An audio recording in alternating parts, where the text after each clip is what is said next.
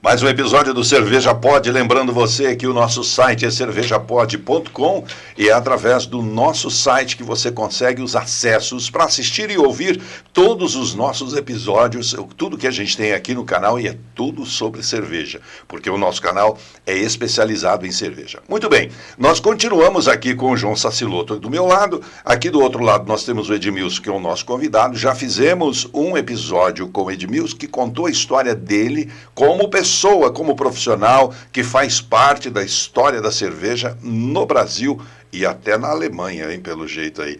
Mas a gente vai, quando nós terminamos o episódio anterior, eu havia feito uma pergunta para o Edmilson, e quando o Edmilson foi responder a pergunta, o João interceptou a resposta e disse: não, deixa para responder no episódio seguinte. Porque senão ele ia ficar mais 2 horas contando tanta coisa. E a gente... Então agora eu vou deixar que o João refaça a pergunta e conduza esse momento em que Edmilson vai falar sobre a sua participação como empresário na área da cerveja. Como você disse, Gira, um homem que tem uma participação imensa no mercado e na história cervejeira do Brasil. O Edmilson, com toda a sua bagagem técnica, acadêmica, experiência em cervejarias e sua experiência internacional, num dado momento, viu-se também sendo levado a investir seu tempo, seu dinheiro e seu espírito empreendedor em uma própria cervejaria. Isso começou lá naqueles meados, quando você começou a ir para Goiânia, ainda pela Cervejaria Antártica, resolver problemas lá, não é, Edmilson? Bom, antes de tudo, se a gente está aqui pelo segundo episódio, significa que nós demos conta de conversar no primeiro. Mais uma vez, eu agradeço pela oportunidade de estar aqui hoje com vocês. E assim, vamos conversar bastante sobre cerveja, fazer 10 episódios, quem sabe, né? Bom, lá em 1997, se fizer as contas aí fazem bastante anos, né? Eu fui designado para ir para uma cervejaria, até porque aqui na Antártica estavam fechando as portas naquele momento. Por uma decisão até do próprio CAD, né? Que é o órgão que regulariza essa questão de... econômica no Brasil. Essa questão de monopólio, aquelas coisas todas. Então, por determinação do CAD, tinha que vender uma marca, né? Então, nessa época, né, a gente estava para fechar aqui em Ribeirão Preto e eu fui enviado para Goiânia para poder fazer uns trabalhos, ajudar lá também, e até mesmo ver um problema de microbiologia que estava acontecendo lá. Foi bastante interessante porque estava acostumado até então aqui na Moca, em São Paulo, que a gente também passava como estagiário, e ficava muito restrito nessas partes aí. E lá em Goiânia, né, permitiu, né, na época, eu entendia, porque eu participei praticamente, né, a Goiânia começou em 1974. Eu já estava dentro da cervejaria, né? Inclusive nesse período eu estava cuidando da parte de escritório, da parte contábil, né? Dentro da cervejaria, claro. Que, aliás, eu fui contratado exatamente para trabalhar com essa área fiscal, que eu também gostava. Eu vinha de outra... Olha a visão do todo que vai ter num sujeito desse. Deixa eu entender uma coisa. A cervejaria Claro, você foi contratado pela cervejaria Claro? Não. Não. Ainda está longe um pouquinho. Está longe. Então você está falando da cervejaria Antártica. Isso. A cervejaria Antártica. Logo após a fusão de Brahma e Antártica. Mas antes da fusão, vamos voltar no tempo. Escapou uma marca Claro aí na sua fala, eu me confundi. Só para esclarecer para mim e para quem está assistindo. É que você falou assim, eu tinha sido contratado pela cervejaria Claro, acho que escapou uma marca Claro. São tantas coisas que aparecem aí. Tranquilo. Tá esclarecido. Segue a história, desculpa a interrupção. Eu vim de uma área de hospital. Eu trabalhava no Hospital da Beneficência Portuguesa, fui contratado pela cervejaria Antártica. Comecei na parte de escritórios e depois, com expertise, fui fazer química industrial, depois engenharia química, biologia, enfim, não parei de estudar mais. Está explicado o sucesso. Ele veio de hospital e montou uma fábrica de remédio. Viu? Aliás, cerveja é um remédio, viu? Lógico, não tem dúvida, é isso que eu quero dizer. Ué. E tem outro detalhe, ele não conta ainda, ele foi contratado na Antártica, mas porque está precisando de um centroavante lá no time. Ah, entendi, tá bom. Ele, além de tudo, jogava bola ainda. É verdade, é verdade. Esse detalhe eu não comentei. Ele não foi por causa da área contábil, nem fazer cerveja, nem da biologia, não. Foi porque ele jogava bola. E eu tive a honra de jogar com Sócrates. Olha. Sócrates, o irmão dele, o Raimar, o Raí, entendeu? Então a gente participava junto ali no futebol também. Bom, enfim, aí a gente tinha o time, evidentemente, lá, mas eu comecei a crescer e o tempo foi passando de uma etapa para outra, para cervejaria, estágio em refrigerantes. Aí é que eu tive a honra de trabalhar também com vários mestres cervejeiros, dentre eles Roberto Rudinski, seu Guilherme Heinge, que hoje está no céu, né? Seu Carlos Hauser, que está entre nós aqui, que é uma pessoa fantástica, que eu sugiro até que vocês o convidem para bater um papo aqui também. Mas enfim, indo então para Goiânia, eu cheguei em Goiânia e lá tinha a fábrica que era dentro mesmo da cidade de Goiânia, e tinha uma outra unidade que era a Cervejaria Imperial. A Cervejaria Imperial, na verdade, não produzia cerveja, só fazia o envase. E ela fazia o envase principalmente de latas. Então fazia-se a cerveja na unidade de Goiânia e ia para fazer o envase lá na Imperial. O dono da Imperial, amigo também da gente, Fernando Pinheiro, ele falou, opa, pera lá, eu quero também montar uma cervejaria. Quero produzir.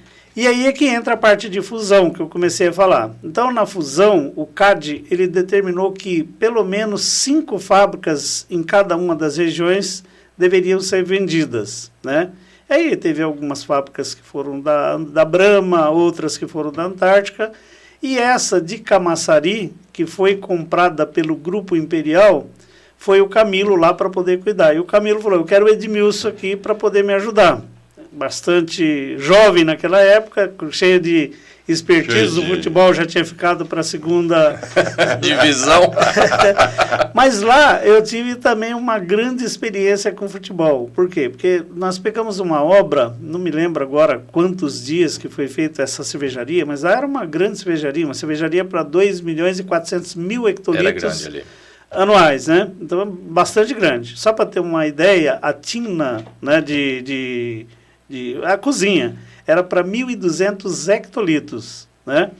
Então, lá eu comecei a trabalhar e a gente usava do futebol também para poder, né, fazer a aproximação dos funcionários. Tanto os funcionários terceirizados quanto os funcionários internos de outros setores. Então tinha lá, o Edmilson chegou e ali eu era primeiro, sempre fui o primeiro a ser escolhido. Mas aí depois eu comecei a perceber que eu era o dono da bola, eu levava as camisas, eu levava o apito. E o mais importante... Isso é uma estratégia da bola. Isso é uma estratégia também para não ficar de fora. Claro. E o mais importante, eu comecei a envolver até mesmo a diretoria. E até os donos, os diretores, eles participavam dessa pelada que a gente chama, né? A gente ia para um campinho de futebol lá, eu levava caixas de cervejas, né? Colocava gelo, colocava as latinhas lá, e ali a gente... Quem não gostava disso era a Márcia, minha esposa. Por quê? Porque toda terça-feira, que eu lembro que era de terça-feira, a gente chegava em casa, era 2, 3 horas da manhã, jogando bola, e depois o churrasquinho que acabava fazendo lá mesmo, junto com as cervejas. Bom, mas aí, nesse período, né? Aconteceu uma coisa muito importante. Então, da gente ir para poder resolver essa parte de microbiologia. E como é que foi resolvido esse caso? Estávamos lá, e eu sempre fui uma pessoa muito, como é que eu vou dizer, uma pessoa muito ligada, né, nos acontecimentos, nos processos e tudo mais. Então, deu, de repente, uma parada na linha, e sempre quando para, eu tenho o hábito de ir pegar a primeira latinha, a primeira garrafa, o primeiro growler, para poder fazer uma degustação. Experimentar. E aí eu já tinha estado em São Paulo para poder participar dessa parte sensorial, e eu percebi naquela latinha que tinha também um problema na parte de produção, que era mais ou menos parecido com aquilo que a gente já sabia que estava acontecendo em São Paulo. Qual foi o problema detectado por um mecânico que estava lá? Tinha o jato do sanitizante, do sabão lubrificante de esteira, aquilo lá, algumas gotinhas que caía dentro, não era o suficiente para poder deteriorar o produto, mas ele mudava, alterava aroma, a percepção sensorial. Não comprometia, mas para os experts fazia, sentia já o cheiro, né? Então fazia diferença. Então eu estou contando isso porque esse é um dos motivos da gente pegar e envolver muito a parte operacional. Porque quando você envolve a parte operacional para você falar sobre os objetivos, que nem eu estava falando, de parte de qualidade total, envolver, fazer um brainstorming, e pedir para as pessoas, né, dar sugestão de melhorias dentro da própria unidade, ali vem coisas que a gente nem imagina que poderia ser resolvido. Então, assim, eu digo que eu sou uma pessoa de sucesso, realmente, mas eu atribuo todo o sucesso a quem está no nosso envolto, né? Até para poder falar, nós tivemos uma convenção, e aí é na cervejaria, claro, porque eu já saí do Grupo Imperial, já pulei tudo isso aqui e vim para a cervejaria Claro, né? Isso começou lá em 2004. Isso já é a implantação da cervejaria Claro. Isso. Na verdade, começou com o Reginaldo. O Reginaldo é o sócio, uma pessoa fantástica, o qual eu tenho como irmão também, né? Ou seja, a gente realmente tem, quando eu falo família, é nesse sentido mesmo de família. Sim. Né? Pode não ser de sangue, mas talvez até mais do que isso. Porque, primeiro, com ele a gente tem esse olhar, né? olho no olho, sabe o que um está pensando, e não tem segredo também. O que tem vontade de falar, vai lá e fala. Então, isso ajuda muito. Então, eu estava dizendo, nós tivemos uma convenção aqui em Ribeirão Preto, hoje é dia 12, no dia 10, que foi antes de ontem. Então, nós tivemos pessoas de várias partes do Brasil. Balneário Camboriú, por exemplo, São Paulo, Uberlândia. Nós tivemos pessoas, assim, de várias partes. E isso só da unidade daqui de Ribeirão Preto. E ali a gente estava conversando, e exatamente isso foi um ponto, por isso que eu estou voltando aqui no assunto de novo, foi um ponto muito interessante abordado pelo pessoal. Por quê?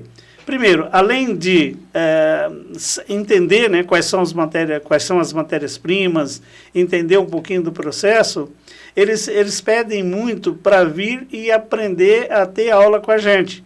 Então, por isso, né, lá no começo, acho que no outro episódio, eu falei que a gente tinha uma cervejaria, né, tanto em Goiânia quanto em Ribeirão Preto, mas lá nós criamos salas de aula. De treinamento. E a gente vai lá, é sala de aula mesmo.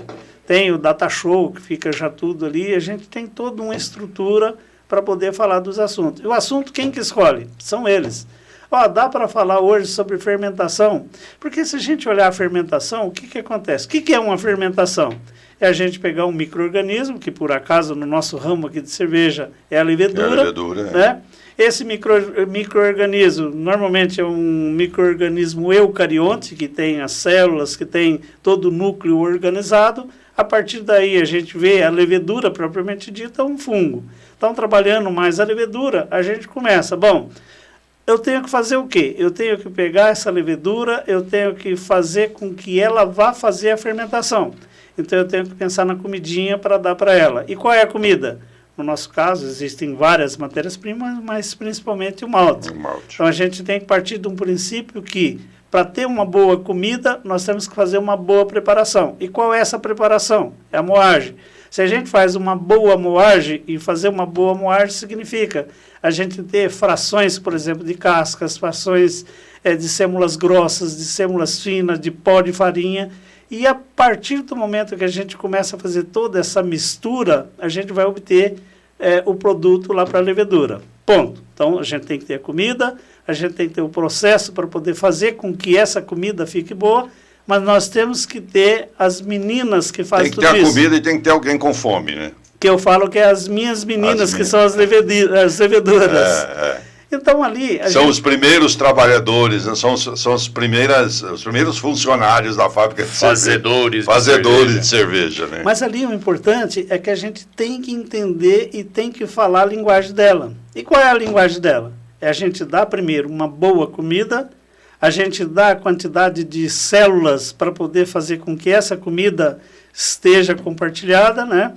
E aí a gente controla o quê? A taxa de natalidade dessas leveduras, e eu até costumo colocar números aqui, se não me engano, acho que é de 0 até 32%.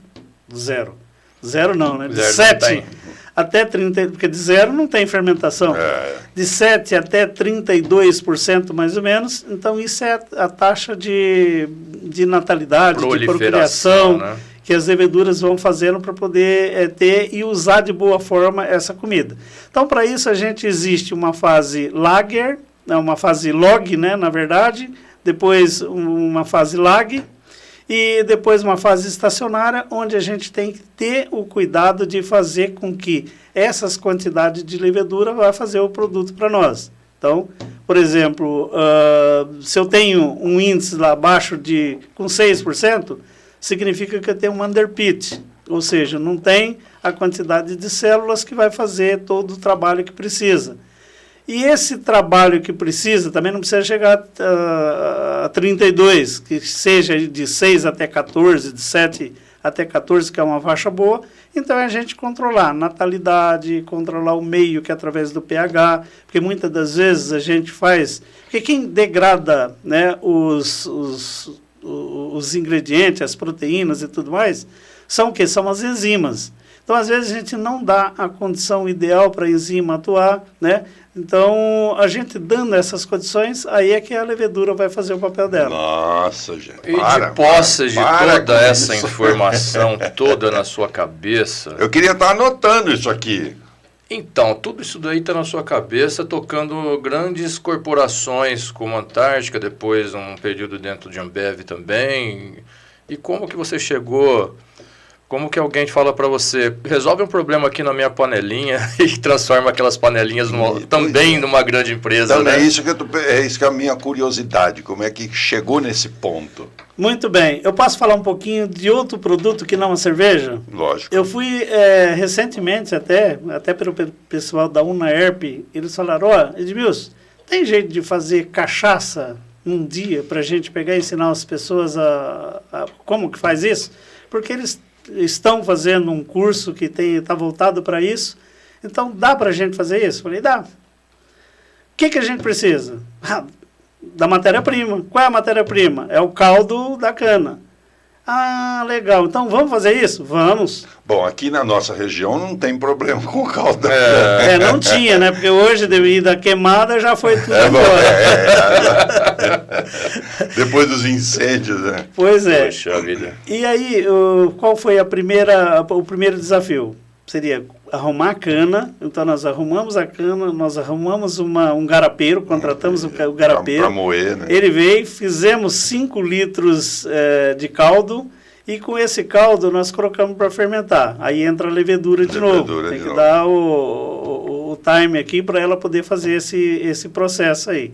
Bom, aí nós preparamos o caldo, preparamos e deixamos fermentar de um dia para o outro. No primeiro dia, a parte teórica, isso para mais de 100 alunos.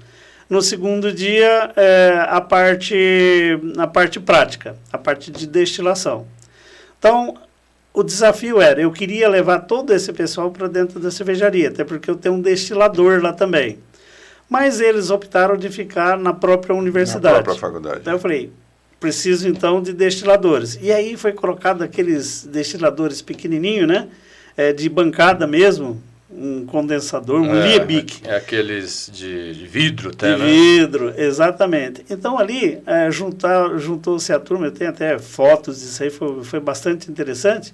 Então, eles conseguiram fazer toda a destilação. Bom, vai fazer o quê? Vai separar o álcool. E depois é só questão de química para a gente ajustar a graduação alcoólica. Lógico que tem a gente tem que entender um pouco de química também. Por quê? Porque a gente tem que ver que álcool superior não combina com a saúde. Por exemplo, a gente pode ter cegueira se tiver um excesso de metanol. Se tiver o carbamato de etila, pode ser um produto tóxico que pode, dependendo da quantidade, até te levar à morte. Ou seja, então, é ensinar essa parte aí para o pessoal. Agora, voltando para a cerveja. Então a gente pega, né, nós temos lá um processo, tipo uma sala, e a gente cobra até por isso, porque quando você faz de graça, as pessoas não valorizam. Não tem valor, Então a gente cobra, mas é um valor simbólico, Sim. que depois, no final do dia, toma cerveja e se for, por exemplo, num boteco para poder tomar... Vai ficar mais caro. Vai ficar muito mais caro. Então, assim, é uma forma da gente passar o dia. Sim. Só para comprometer mesmo, ter um envolvimento, né? Uma forma de envolvimento. Não, e o cara fala, eu consigo fazer isso. Consegue, né? E a gente até faz, por exemplo, num dia, eles mesmos fazem a cerveja e eu tenho umas panelinhas lá, né? Que é a da sua pergunta original. Nessa panelinha, a gente consegue fazer a moagem, consegue colocar a quantidade de água ali correspondente. Vamos lá para essa panelinha. A gente divide em grupos, normalmente são 2 panelinhas. Um grupo faz, o outro também faz do outro lado. E começa a haver uma competição entre eles, né? Como é que vai fazer, como é que vai chegar, quem que aproxima mais daquele valor que a gente jogou como objetivo, tipo, qual a densidade, ou então qual o extrato original, né? Então, eles ficam muito metódicos e é bom porque está vendo na prática isso. Isso eu faço com funcionários, eu faço também com alguns distribuidores, mas principalmente para esse pessoal de fora que a gente abre as portas para estar fazendo esse trabalho também. Então, isso é bastante gostoso, por quê? Porque ali a gente toma bastante, gente... Enfim, é mais ou menos nessa... Muito bem, mas você dizia o seguinte, tem uma outra pessoa que você falou, não, Reginaldo? Reginaldo, que é alguém que você trata, que você tem uma consideração de irmão por ele, porque até onde eu entendi pela sua explicação, me parece que ele já estava empreendendo numa microcervejaria quando ele te chamou para você ir junto dele e daí surgiu a Claro, é isso? Ele começou assim alguns meses antes, né?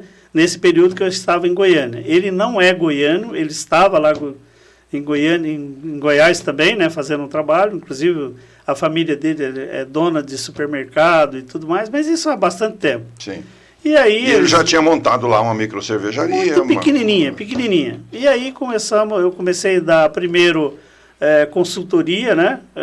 Parte analítica, parte de processo. Esse também. Já era o nome Claro. Ele já tinha o nome. Já tinha o nome Claro. Já tinha o nome Claro.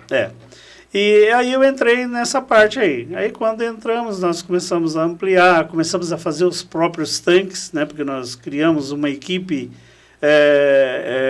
de mecânicos lá, metalúrgica mesmo. Metalúrgica, né? Com caldeiraria e tudo mais. E passou a fabricar E passamos a fazer os nossos próprios tanques, a cozinha. Só não deu certo da gente fazer, aliás, nós até fizemos, mas não ficou legal, a parte de envasamento, né? É muito minucioso aquilo. Não, existe uma mecânica, um processo mecânico de movimentação muito grande, de automação, né? É necessário um processo de automação ali que envolve mecânica, eletrônica, mecatrônica, entra muita coisa para poder isso funcionar direito, né? É bem isso mesmo. Então... Assim, eu trouxe uma equipe, isso também veio da época, né, lá de Imperial, da época da própria Ambev, e aí a gente também, né, falou, eu preciso disso, e eu gosto muito de fazer esquema, de fazer desenho, e ali a gente chegou num designer lá, vamos dizer dessa forma, que a gente entendia que era legal para poder estar fazendo toda essa convecção, todo o trabalho de fermentação. E começamos a fazer tanques. Hoje, só para você ter uma ideia, na unidade de Goiânia, nós temos mais de 90 tanques. Aqui em Ribeirão Preto são 37 tanques, se eu não me engano. E esse porte ainda pode ser chamado de microcervejaria para o mercado nacional? Boa colocação. O que é uma microcervejaria? A gente hoje não tem uma definição clara do que é isso. Eu particularmente entendo, segundo o embasamento que o meu mestre João Saceloto me deu desde o início do podcast, eu tenho a visão, ignorante até, de que uma microcervejaria é exatamente o que é uma grande indústria de maneira reduzida, mas que tem todo o processo, equipamento e fiscalização que tem uma grande indústria. Agora, o que diz que essa é micro e essa é grande? É o mercado, né? E eu acho que a micro é aquela que tem uma participação menor no mercado. Com essa quantidade de equipamentos, a Claro ainda é chamada de micro? O João está totalmente correto nessa ponderação aí, nessa colocação do que é micro cervejaria, como é que é. Nós ainda somos considerados micro. Ainda é. Por quê? A gente não tem ainda legislação que caracteriza, isso é isso dessa é forma. micro, essa Hoje, nós estamos atrelados na legislação dos Estados Unidos. E lá fala-se em 5 milhões de litros ou hectolitros, não me lembro agora da unidade. Litros ano, né? De litros por ano. Então, quer dizer, é muita coisa.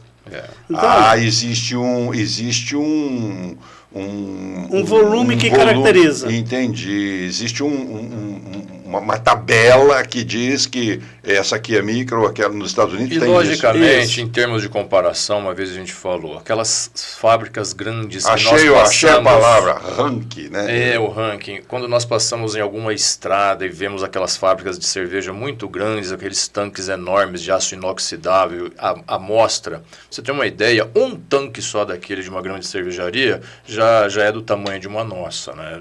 De produção. Então, mas aí, João, você tocou num assunto que é bastante interessante. E aí eu volto aqui a colocar a comparação nossa, né, como micro com as grandes. Eu acho que nós temos muito mais trabalho do que as grandes. Muito mais, O grande lógico. diferencial é que a gente tem um controle infinitamente superior às grandes.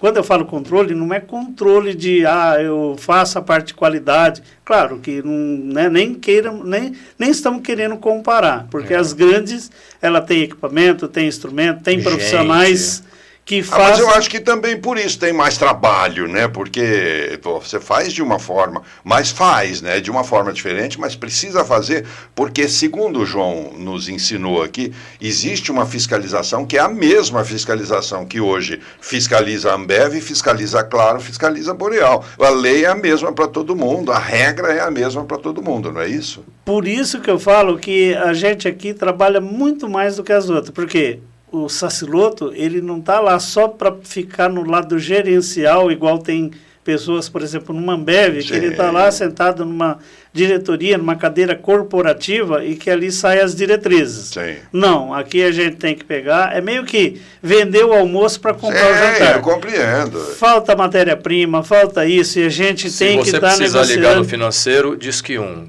No comercial, diz que um. Na produção, diz que um, né? Não, para ficar chique... conosco. Não, para ficar chique, você pode falar, no financeiro diz que um, no comercial diz que dois... Mas aí tudo você vai cair aqui no Edmilson. Aí você tem 5 telefones na mesa. É bem isso que o Edmilson está falando. Mas isso é bom para a gente, porque, volto a dizer, a gente permite nós trabalharmos, por exemplo, essa parte de treinamentos, permite a gente acompanhar, a gente vai ver, bom, esse malte chegou com essa característica, ele foi moído, tem essa outra característica, aconteceu a parte de processo com isso aqui, a gente controlou a natalidade das leveduras. Aí outra coisa que eu fico pensando, né, Edmilson, às vezes aquele profissional que está lá numa grande indústria, que é tida como a maior do país e etc., às vezes aquele executivo que está lá não tem a experiência, não tem a expertise operacional que vocês têm. Então, vocês, se precisarem ir para a fábrica, botar a mão lá, vocês podem ir, que vocês sabem como fazer isso. E você sabe fazer esse controle de maneira que transforma a cerveja saída da microcervejaria com a qualidade ainda muito superior à qualidade daquela das grandes indústrias, que tem, logicamente, um fluxo muito grande, mas que o controle é feito eletronicamente, que é feito por equipamentos de alta tecnologia. Aqui o controle, a alta tecnologia está na experiência de vocês. Além de estar na experiência, nós também criamos uma coisa que é o seguinte, degustar o produto, porque o melhor avaliador é a papila gustativa. Sim. Então, o João faz isso muito bem, eu também uso disso aqui. E outra, é treinar pessoas para que ele pegue e fique olhando. Porque o resto, isso aqui não está legal. Então, vamos voltar aqui, vamos ver onde é que deu alguma falha. Então, com isso, eu diria, não me lembro aqui da gente ter perdido o produto, né? Ao passo que nas grandes a gente sempre vê, porque são muito setorizados. E a gente sabe também que os equipamentos mais avançados de controle, os equipamentos mais avançados existentes nas grandes indústrias, eles são produzidos nas indústrias de equipamento a partir das experiências pessoais de pessoas como vocês. Sim. Porque você pode produzir um equipamento de controle, mas quem é que determina a calibração desse aparelho? É a experiência de pessoas como vocês, porque ninguém vai produzir um aparelho eletrônico que vai adivinhar como é que controla. Quem sabe como que controla são vocês. E as empresas de vocês são controladas pelo conhecimento que vocês têm de longa data do mercado, não é verdade? Aqui a gente toca música, dança e chupa cana. E bate palma. Gente, nós estamos com meia hora já de vídeo. Eu acho que a gente precisa também passar a régua nesse vídeo aqui em respeito ao nosso espectador, aos nossos queridos colegas e amigos que são adoradores de cerveja e por isso acompanham o nosso canal. Talvez a gente encerre esse vídeo aqui agradecendo mais uma vez o Edmilson pela disposição de estar conosco, agradecendo o João pelo auxílio aqui na condução e na participação deste momento muito especial, agradecendo você que está nos acompanhando aí através do nosso canal. Se você não tem inscrição no canal, faça a inscrição no canal, assinala o sininho que cada vídeo novo que a gente colocar, você vai receber aí uma informação, e prometendo a você que essa não é a única e última vez que o Edmilson está aqui conosco. Certamente nós teremos o Edmilson muitíssimas vezes aqui, falando muita coisa, porque a história não acaba aqui, nós só começamos a falar da cervejaria Claro, e essa história vai ainda muito longe. João, obrigado mais uma vez. Eu deixo que você faça os agradecimentos especiais ao Edmilson. Nem vou fazer agradecimentos ao Edmilson. Eu converso tantas vezes com ele, tantas horas do dia, durante tantos momentos na semana, e estou sempre, a todo momento, agradecendo-o pela presença junto comigo, e essa só mais uma vez. Então, vou acabar falando muito obrigado mesmo assim, né, Edmilson? Muito Dankeschön. Muito Dankeschön. Tá bom, um abraço. Muito obrigado, gente. Obrigado, Edmilson. Um abraço a todos vocês. Obrigado por nos acompanharem. Continue aí. Se você não tem inscrição, faça a inscrição no nosso canal. Tchau, pessoal.